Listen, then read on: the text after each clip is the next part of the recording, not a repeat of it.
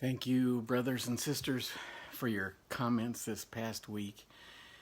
And by the way, if you want to see your fellow brothers and sisters' comments about this study in Galatians, you can just go to settingcaptivesfree.com and you can look under the course called Freedom Through the Gospel, a study of Galatians. By the way, while you're there, check out the cool banner that we had designed. Okay, I'm going to start the time, and this week, let's just look at Galatians 1:10.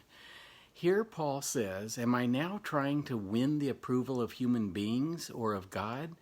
Or am I trying to please people? If I were still trying to please people, I would not be a servant of Christ." Now this tells us then the motivation that Paul had when he was persecuting the church. He was trying to please men. Everything that he did basically in religion was all to please people, to please men. And so he was working to gain the approval of men and of God. Do you know what? The gospel changes that entirely. The gospel, it frees us from people pleasing. And how does it do that? Think about it. It shows us that Jesus removed our sin entirely, and thereby he has made us pleasing to God. And when I know that I'm pleasing to God, it takes away my need to be pleasing to man.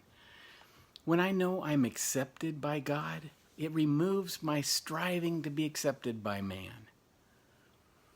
So, question, do you know that as a believer, you are pleasing to God right now?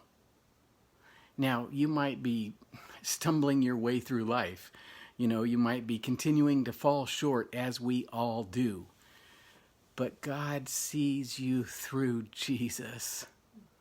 And therefore, listen to this, Colossians 1:22 says that God has reconciled you by Christ's physical body through death to present you, listen to this, holy in his sight, without blemish and free from accusation.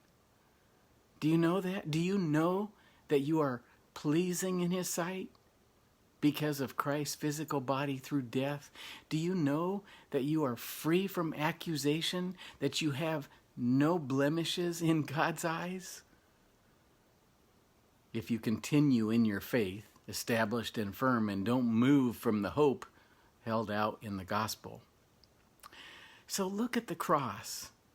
Just look and see that you are now reconciled to God through faith, right? You have no more sin, so that you are now holy in his sight. You have no blemishes, and you are entirely free from accusation, free from condemnation. This is literally how God sees you, holy in his sight. He looks at you and he sees his son. Now, you know what that does?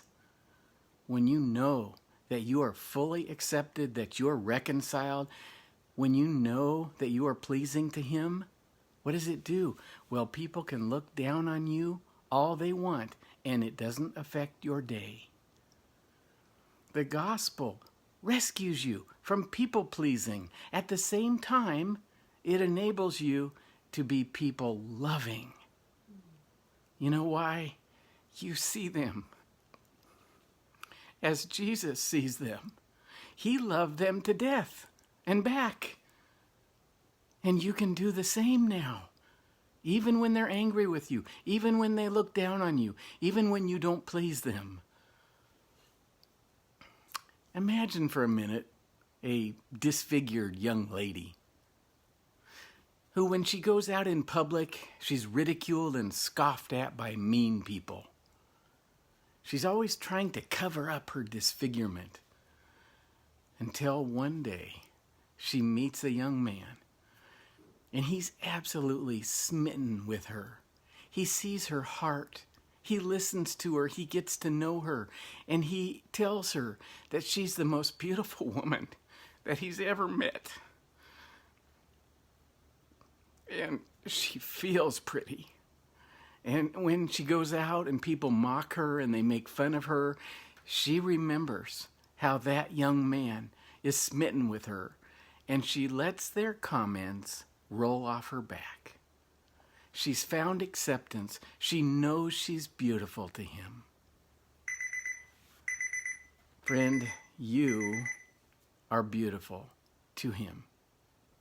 And this should free you from trying to please people. Let me share with you. I know my time is up, but the fear of man is a snare, Proverbs says. Trying to please other humans is a trap, and I have experience with this.